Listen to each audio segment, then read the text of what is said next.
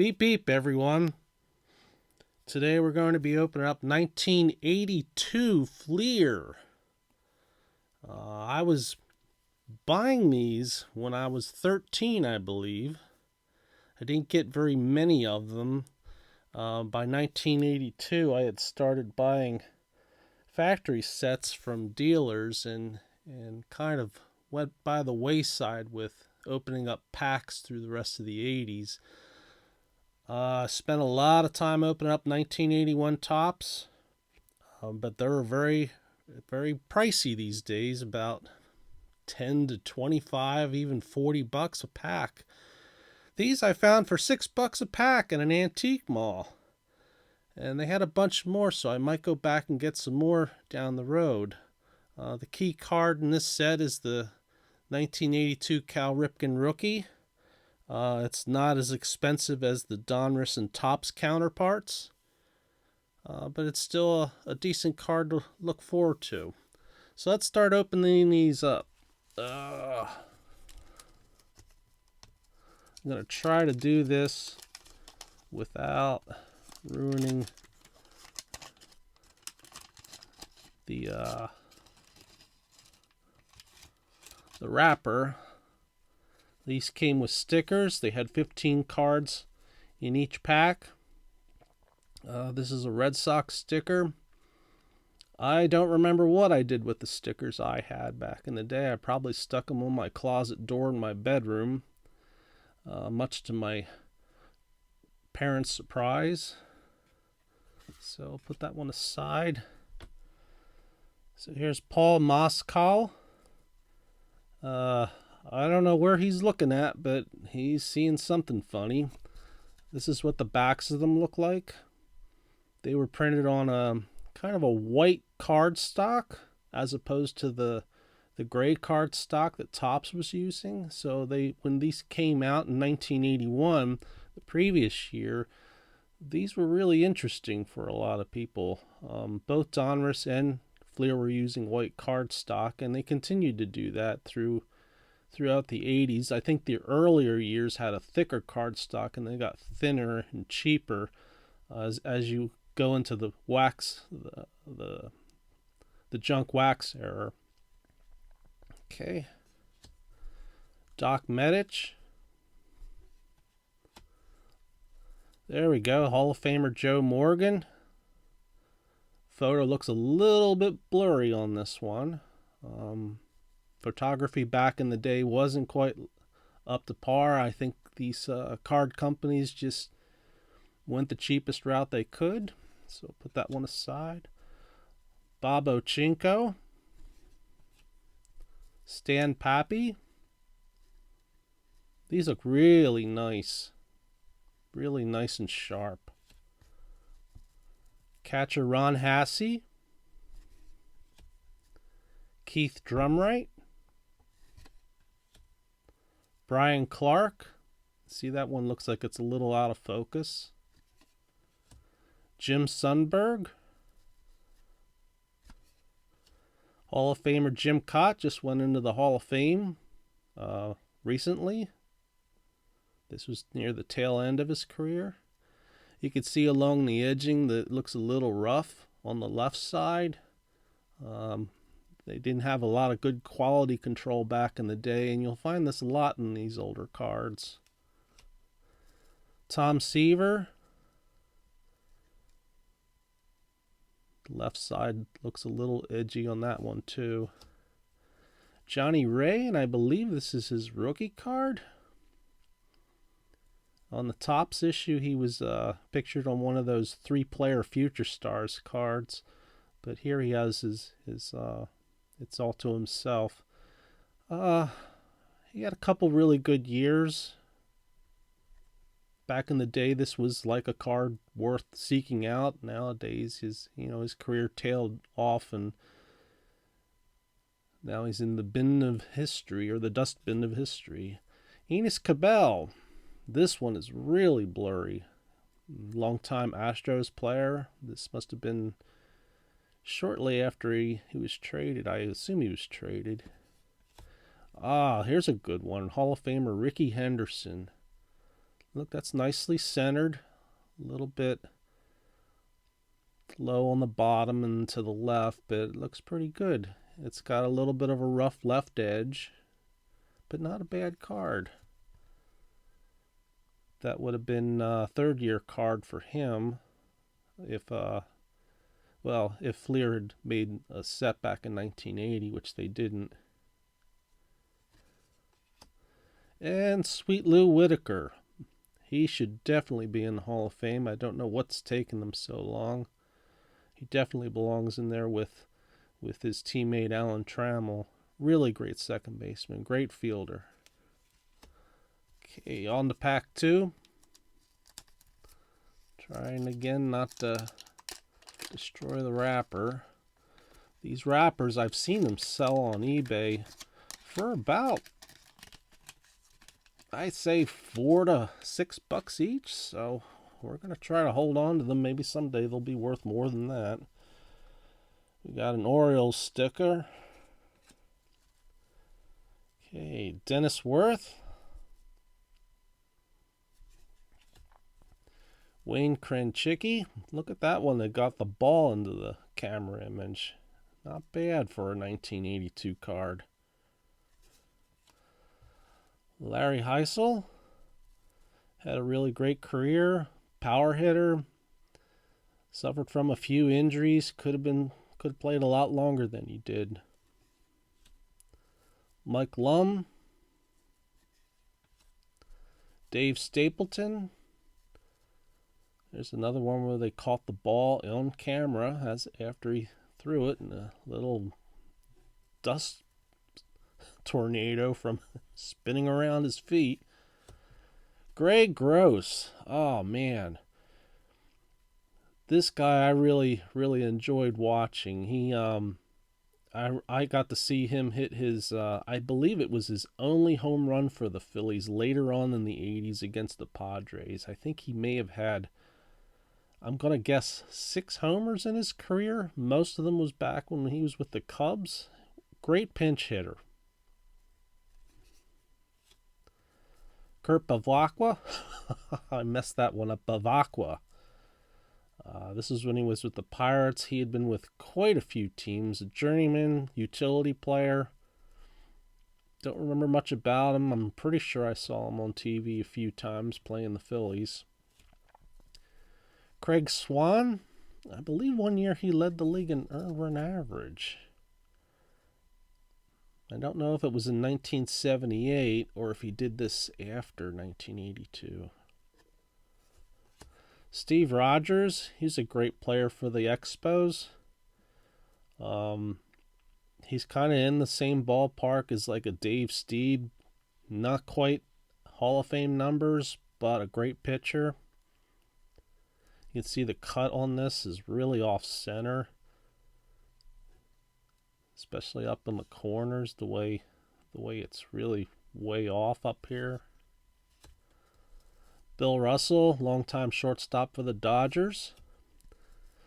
Lou Piniella had a long career. Became manager of the Yankees and I think a few other clubs. Darryl Motley, don't remember him.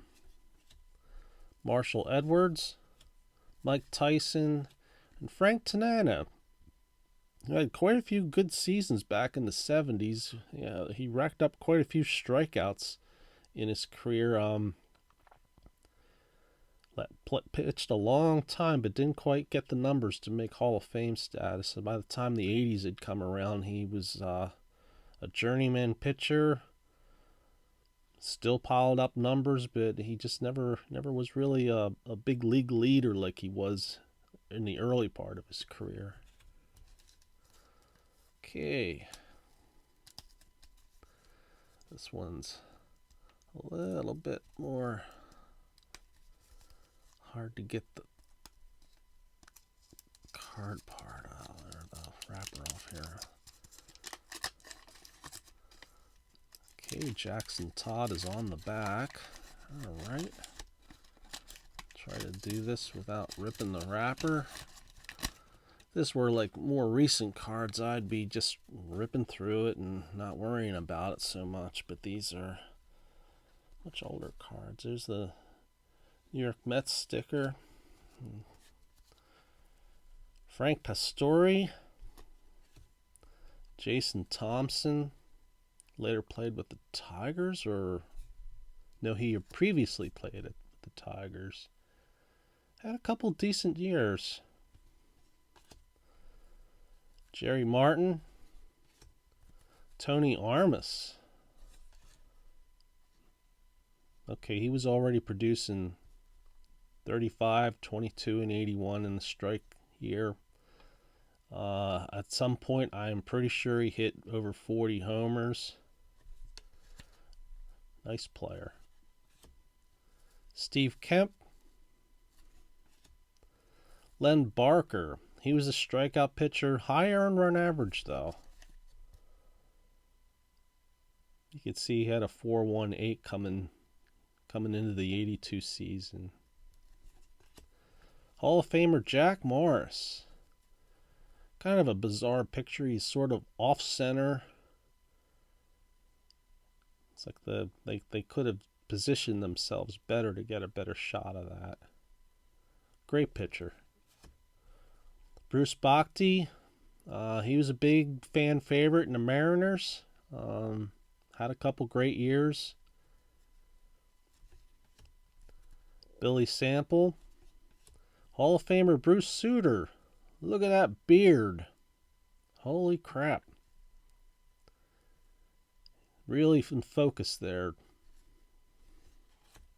Dave Concepcion, longtime all-star shortstop for the Reds. Probably controversial in saying this, but he is definitely worthy of Hall of Fame, I think. He was a predecessor to Ozzie Smith. I mean, he wasn't a fielder like Ozzie Smith, but he was a great fielder. And back in those days, shortstops did not hit numbers like Cal Ripken and current players do.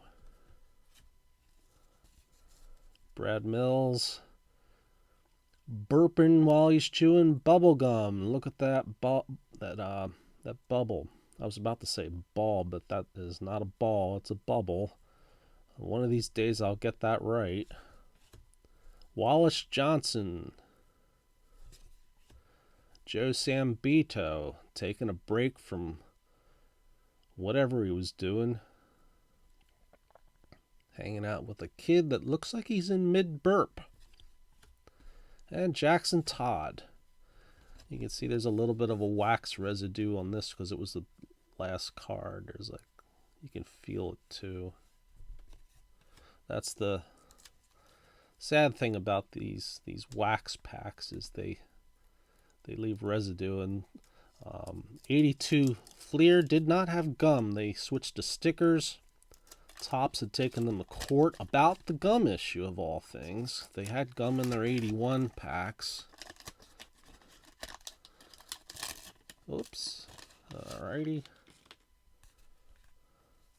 There's a Philly sticker. Rollie Eastwick. Looking behind him, wondering who farted. Steve Crawford. This is something that's common with a lot of these older cards, is the photographs look like they were just shot without the player even knowing they were getting their picture taken. And so you have a lot of these pictures where they're not smiling. They look like they're just looking off into the distance, or, you know. Bake McBride. He was one of my favorite players growing up. Bake was so kind when I wrote the Phillies when I was a little kid, and I asked for an autographed photograph, and he sent me one. That was really nice of him, and for all that time, I consider him my favorite player growing up. It was really sad to see him get traded to the Indians, and I don't remember what happened to him, but he got some kind of injury, and it cut his career short.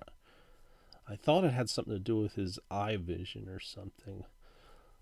Regularly hit 300. Here he has a 298 career average, going from 73 to 81. Not much of a power hitter, good speed, great fielder. got on base a lot.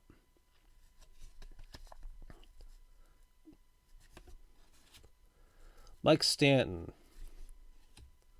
Mike Jorgensen, levitating in the air. David Palmer, that one's really out of focus. It looks like he got overwhelmed by a camera flash there. Dusty Baker, he's a great player. I don't know if he'll be in the Hall of Fame. I'm more liberal about who goes in the Hall, so I'd be all for it. I guess a lot of people would find that controversial. I mean, I understand a lot of people thought it was a stretch to put Harold Baines in there, but I'm glad he was put in there. He was a great player. So was Dusty Baker, great manager. Bucky Dent, longtime shortstop for the Yankees. Not much of a hitter, but that was the case with a lot of shortstops. He was a great fielder, made many All-Star games. Dennis Lamp, look at that stash. That looks like something where if you had soup, you'd be drinking it the rest of the day because it would be all through your stash. Don Money, there's like a little printing issue. Oh, looks like it was just leftover card things. Dick Tidrow, another one with a stash that goes from his nose all the way down onto his chin. I bet you he caught lots of food in that so he could have snacks later on in the day. Hall of Famer Jim Rice. He should have been in a Hall of Fame long before when they put him in. I don't know what goes on with those characters up in Cooperstown, but he really deserved it. Great hitter. Great hitter. Gary Maddox. Wow, we are hitting all the great Phillies of the day. Great fielder. Really enjoyed watching him play. One of the fan favorites. Mitchell Page. I believe he had like a really decent rookie year and then sort of never suffered a little bit of a sophomore jinx, and then it just never panned out for him. So you could see here they sent him back down in the minors in 81 and only hit 141 in 92 at bats. But that rookie year, 307 with 21 homers. And John Milner, looking like he's getting ready to party in the dugout. All right, last pack. Again, trying to keep the wrappers nice on this. It's a good thing they separate real nice. Still haven't found that Ripken. Okay. All right, Cincinnati Reds sticker. Bob Nepper. Another Ricky Henderson. 1981 most hits, most runs. Looks a little bit out of focus. Looks like he got stuck in mid. Is that swing? And I'm sure everybody thinks that he's looking up at a pop-up or something that he just did, but I'm pretty sure he's looking at a UFO. Johnny Oates. Looking off into the distance, wondering why his teammates are all taking a ride in the washing machine. Doug DeCinces. See, now there's somebody that saw a camera and made sure he smiled. Al Williams. Rusty Kuntz. It's kind of a bizarre name. Milt May. Zombied out in the dugout. Probably thinking about what he's going to get for supper later on. Hot dogs. Silvio Martinez. Terry Kennedy. Made the All-Star game a couple times, I believe. Nah, that's not a rookie card for him. Ozzie Smith, Hall of Famer. This was back when he was with the Padres. The card's a bit off-center. Corners are sharp. You see it. This is after his 4th season. I believe in '82 he was traded to or I don't know if he was traded or free agent, but this was probably his last Padres card, along with the counterparts and tops and Donruss, because I believe the '82 tops traded is his first Cardinals card. Larry Gura, I vaguely remember him. I remember watching the 1980 World Series, and I believe he may have started a game or two in that. All-star infielders, Frank White and Bucky Dent. There's a nice family photo where everyone's smiling. Ken Landreau. John Lowenstein. Wow, look at that hair. He almost looks like Jeff Lynne of the Electric Light Orchestra. Sunglasses and all that hair. The only thing he's missing is a beard, because I think Lynne had a beard back then. But this was kind of a popular hairstyle, I think, back in the 70s. He kind of just woke up and went. That's the way her hair looked like. And Roy Smalley, last card of the video.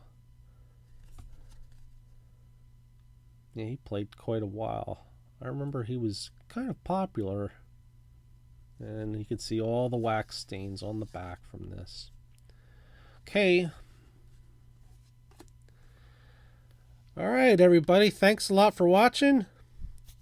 Next video I'm gonna do 1982 Donruss.